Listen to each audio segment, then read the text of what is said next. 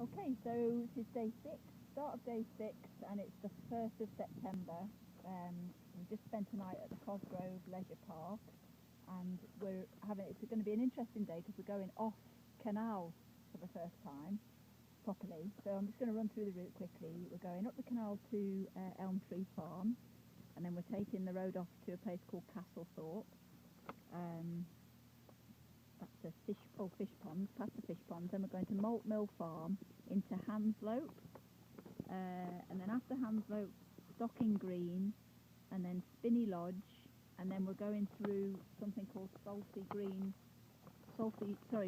Forest, which looks amazing. I don't know what that is, but I probably should have looked it up. I think it's probably some kind of stately home because you can't walk right through the ground. You have to go around like that, so it's probably a bit posh. And then after Salty Forest, we go on up to Piddleton, which Ingrid wants me to take a photograph of the sign because that's just what she'd like. And then we've got a choice then, depending on how easy the path is to find. We've got to find this pub and cut behind the pub on this footpath, and then we're going to join this dismantled railway here because it just looks quite interesting, either Horton Road or the dismantled railway.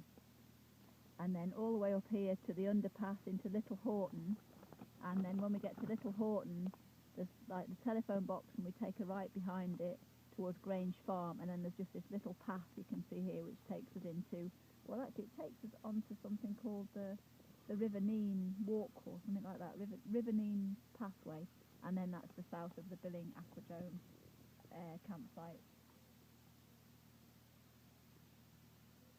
How many miles? That's well, it's probably going to be about 15, 16, depends whether we get lost or not. So it's going to be a really lovely, interesting day. It's not going to rain, even though it looks like it.